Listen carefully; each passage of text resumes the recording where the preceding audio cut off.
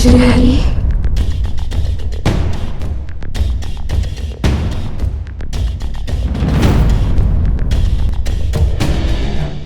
ನೋಡಿ ಗೋವಿಂದ, ನಿಮ್ಮ ಭಾವನ ಆಸ್ತಿ ಎಲ್ಲ ನಿಮ್ಮ ಪಾಲಿಗೆ ಬರಬೇಕಂದ್ರೆ ನಾನು ಹೇಳ್ದಾಗ ಮಾಡಿ.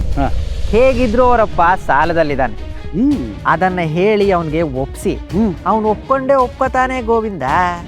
ಒಟ್ಟಿನಲ್ಲಿ ಈ ಊರಿನ ಗಮನ ಎಲ್ಲ ಸತೀ ಸಹಗಮನದ ಮೇಲೆ ಹೋಗಬೇಕು ಅಷ್ಟೇ ತಾನೇ? ಹೌದು ಗೋವಿಂದ. ನೋಡ್ತಾ ಇರಿ ಹೇಗೆ ಮಾಡ್ತೀನಿ ಅಂತ.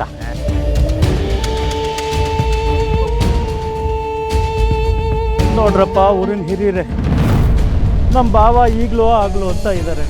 ವೈದ್ಯರು ಬಂದು ಪರೀಕ್ಷೆ ಮಾಡಿದ್ರು, ನಾಡಿ ನೋಡಿ ನಾಡಿ ಇದೆ, ಮಿಡಿತದ ಬಗ್ಗೆ ಅನುಮಾನ ಅಂತ ಹೇಳಿದ್ರು. ಹಾಗೇನಾದರೂ ಅವ್ರ ನಾಡಿ ಮಿಡಿತ ಸಂಪೂರ್ಣವಾಗಿ ನಿಂತು ಮಲಗಿದ್ದಾಗಲೇ ಮೇಲೆ ಹೋಗ್ಬಿಟ್ರೆ ಅವರ ಧರ್ಮಪತ್ನಿಯಾದ ಈಕೆ ಕೂಡ ಜೊತೆಲೇ ಹೋಗಬೇಕಾಗತ್ತೆ.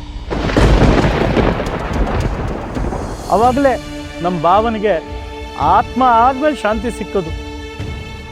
ಇದಕ್ಕೆ ನಿಮ್ಮೆಲ್ಲರ ಸಮ್ಮುಖದಲ್ಲಿ ಈಕೆ ಮತ್ತು ಈಕೆ ತಂದೆ ತಾಯಿ ಒಪ್ಪಿಗೆ ನೀಡಬೇಕು.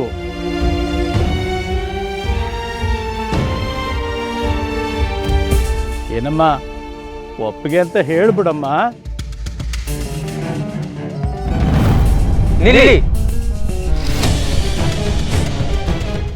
ಅಯ್ಯೋ, ಗುರುಗಳು ಯಾಕೆ ಇಲ್ಲಿಗೆ ಬಂದ್ರು ಗೋವಿಂದ? ನಾವಿನ್ ಸ್ವಲ್ಪ ಹೊತ್ತು ಇಲ್ಲೇ ಇದ್ರೆ ಸಿಕ್ಕಾಕೋಗ್ಬಿಡ್ತೀವಿ. ಬಾ ಗೋವಿಂದ.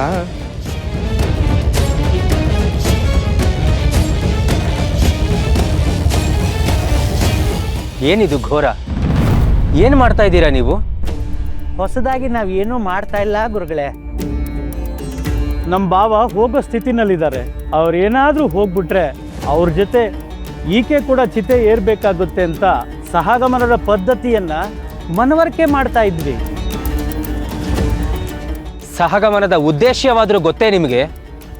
ಹಿಂದೆ ರಾಜ್ಯಗಳ ನಡುವೆ ಯುದ್ಧ ನಡೆದಾಗ ಸೋತ ಅಥವಾ ಮಡಿದ ರಾಜನ ಪತ್ನಿಯನ್ನು ಶತ್ರು ರಾಜ ಮತ್ತು ಅವನ ಸಹಚರರು ಹೊತ್ತೊಯ್ದು ಅವರ ಜೊತೆ ಕೀಳಾಗಿ ನಡೆದುಕೊಂಡು ಅವರನ್ನು ಉಪಪತ್ನಿಯರನ್ನಾಗಿ ಮಾಡಿಕೊಳ್ತಾ ಇದ್ರು. ಸೋತ ಸೈನಿಕರ ಮನೆಗಳನ್ನು ಕೊಳ್ಳೆ ಹೊಡೆದು ಅವರ ಮಡದಿ ಮಕ್ಕಳನ್ನು ಕ್ರೂರವಾಗಿ ಹಿಂಸಿಸುತ್ತಿದ್ದರು. ಆ ಕಾರಣದಿಂದ ಅದನ್ನು ಎದುರಿಸಲು ಸಿದ್ಧರಿಲ್ಲದ ಆ ಮೃದು ಹೆಣ್ಣು ಮಕ್ಕಳು ಸತ್ತ ಪತಿಯೊಡನೆ ತಾವು ಆ ಅಗ್ನಿಗೆ ಹಾರಿ ಆತ್ಮಹತ್ಯೆಯನ್ನ ಮಾಡಿಕೊಳ್ತಾ ಇದ್ರು. ಕ್ರಮೇಣ ಕೆಲವು ದುಷ್ಟ ಬುದ್ಧಿಯ ಸ್ವಾರ್ಥಿಗಳು ಪತಿಯು ಸತ್ತಾಗ ಪತ್ನಿಯೂ ಸಹ ಸಹಗಮನ ಮಾಡಬೇಕೆಂದು ಈ ಮೌಢ್ಯವನ್ನು ಜಾರಿಗೆ ತಂದರು. ಅದರ ಹೊರತಾಗಿ ಬದುಕಿರುವ ಹೆಣ್ಣು ಮಕ್ಕಳನ್ನು ಸತ್ತ ಗಂಡನ ಜೊತೆ ಸಾಯಿಸಬೇಕೆಂದು ಯಾವ ಧರ್ಮಗ್ರಂಥವೂ ಹೇಳಿಲ್ಲ. ವಯಸ್ಸಾದ ವ್ಯಕ್ತಿಯೊಂದಿಗೆ ಈ ಪುಟ್ಟ ಬಾಲಕಿಯನ್ನು ಮದುವೆ ಮಾಡಿದ್ದೇ ದೊಡ್ಡ ತಪ್ಪು. ಈಕೆಯ ಸಮ್ಮತಿ ಇಲ್ಲದೆ ಮದುವೆ ಮಾಡಿದ್ದು ಎರಡನೇ ತಪ್ಪು. ಈಗ ಆ ವಯಸ್ಸಾದ ವ್ಯಕ್ತಿ ಸತ್ತರೆ ಸಹಗಮನ ಮಾಡಬೇಕೆಂದು ಚರ್ಚಿಸುತ್ತಿರುವುದು ಮೂರನೇ ತಪ್ಪು. ಗುರುಗಳೇ, ಇದು ನಮ್ಮ ಕುಟುಂಬದ ಸಮಸ್ಯೆ. ಮಠದ ಗುರುಗಳಾಗಿ ತಾವು ನಮ್ಮ ಕುಟುಂಬದ ಸಮಸ್ಯೆಗೆ ನಿಮಗೆ ನಿಮ್ಮ ಕುಟುಂಬ ಎಂದರೆ ನಿಮ್ಮ ಮನೆಯಷ್ಟೇ. ನಮಗೆ ಈ ಲೋಕವೇ ಒಂದು ಕುಟುಂಬ. ಇಲ್ಲಿರುವವರೆಲ್ಲರೂ ನಮ್ಮವರೇ.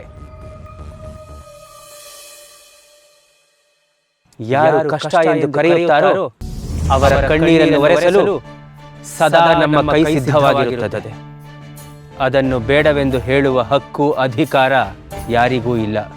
ಗುರುಗಳೇ, ನಮ್ಮನೆ ವಿಚಾರಕ್ಕೆ ತಾವು ತಲೆ ಹಾಕೋದು ಇದು ಸಮಂಜಸ ಅಲ್ಲ ಅನ್ನೋದು ನನ್ನ ಅಭಿಪ್ರಾಯ. ಸರಿ, ಯಾವುದು ನಿಮ್ಮ ಮನೆ? ಅಷ್ಟಕ್ಕೂ ನೀವು ಯಾರು? ನಾನು ದಕ್ಷಿಣಮೂರ್ತಿಯವ್ರ ಬಾಮೈದ. ನಿಮ್ಮ ಅಕ್ಕ ಇರುವವರೆಗೂ ಮಾತ್ರ ಇವರ ಮನೆಯ ಸಂಬಂಧ.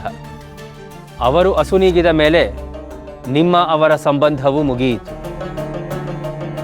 ಈಗ ಶ್ರೀಯುತ ದಕ್ಷಿಣಾಮೂರ್ತಿಯವರು ಅಸುನೀಗಿದಲ್ಲಿ ಶಾಸ್ತ್ರೋಕ್ತವಾಗಿ ತಾಳಿ ಕಟ್ಟಿದ ಈಕೆಗೆ ಅವರ ಸಮಸ್ತವೂ ಸೇರುತ್ತದೆ.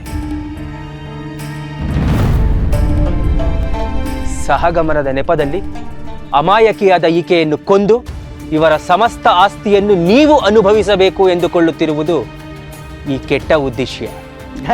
ಇಲ್ಲ ಗುರುಗಳೇ, ಅದು ಹಾಗಲ್ಲ. ನಿಮ್ಮ ದುರಾಲೋಚನೆಗಳಿಗಾಗಿ ಶಾಸ್ತ್ರದ ಹೆಸರಿನಲ್ಲಿ ಇಂಥ ಮೌಢ್ಯವನ್ನು ಬಿತ್ತುತ್ತಿದ್ದೀರಾ? ಶಾಸ್ತ್ರ ಜೀವಿತ ಹೇತವೇ ನತು ಜೀವಿತ ನಾಶಯಃ ಎಂಬ ಶ್ಲೋಕವಿದೆ, ನಿಮಗೆ ಗೊತ್ತಿದೆಯೇ? ಹೌದು ಹೌದು. ಶಾಸ್ತ್ರವಿರುವುದು ಜೀವವನ್ನು ರಕ್ಷಣೆ ಮಾಡುವುದಕ್ಕಾಗಿ, ನಾಶಪಡಿಸುವುದಕ್ಕಲ್ಲ.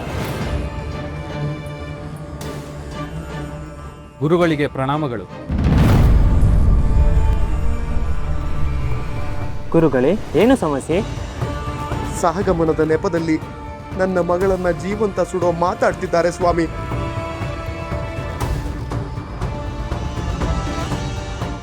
ಯಾರು ಇದಕ್ಕೆ ಕಾರಣ? ಇವರೇ ಸ್ವಾಮಿ, ಈ ಭೂಪಾಲಯ್ಯ. ಬಲವಂತದ ಸಹಗಮನ ಕೊಲೆಗೆ ಸಮಾನ. ಈ ನ್ಯಾಯ ಮಹಾರಾಜರ ಮುಂದೆಯೇ ತೀರ್ಮಾನವಾಗಲಿ. ಈ ನೀಚ ಕೃತ್ಯಕ್ಕೆ ಇವನಿಗೆ ನೇಣು ಶಿಕ್ಷೆ ಖಚಿತ.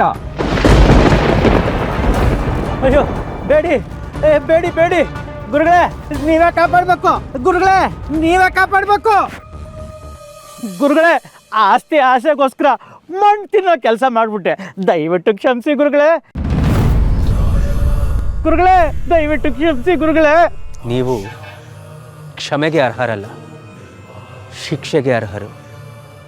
ಇನ್ನೆಂದೂ ಈ ಊರಿಗೆ ನಿಮ್ಮ ಕಾಲನ್ನಿಡಬೇಡಿ. ಭಟರೇ, ಈತನನ್ನು ಕರೆದುಕೊಂಡು ಹೋಗಿ. ಅಯ್ಯೋ ಗುರುಗಳೇ, ಗುರುಗಳೇ, ಗುರುಗಳೇ.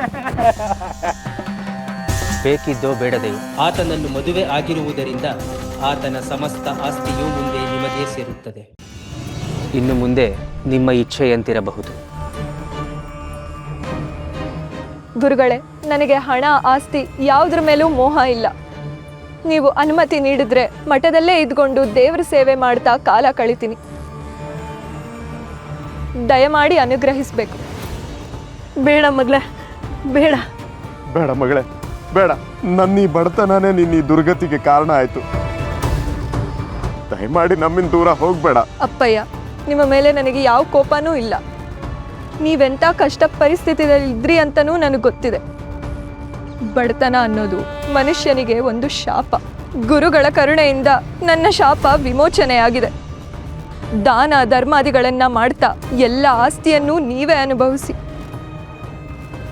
ನಿಮಗೆ ತಿಳಿದಂಗೆ ನನಗೆ ಮೊದಲಿನಿಂದಲೂ ವೈರಾಗ್ಯದ ಬಗ್ಗೆನೇ ಆಸಕ್ತಿ. ಆದ್ರಿಂದ ಗುರುಮಠದಲ್ಲಿ ಹರಿಧ್ಯಾನ ಮಾಡ್ತಾ ಕಾಲ ಕಳಿತೀನಿ. ದಯವಿಟ್ಟು ಬಲವಂತ ಮಾಡಬೇಡಿ. ಎಲ್ಲವೂ ಶ್ರೀಹರಿಚಿತ್ತ. ಇವರನ್ನು ಇವರ ಇಚ್ಛೆಯಂತೆ ಇರಲು ಬಿಡಿ.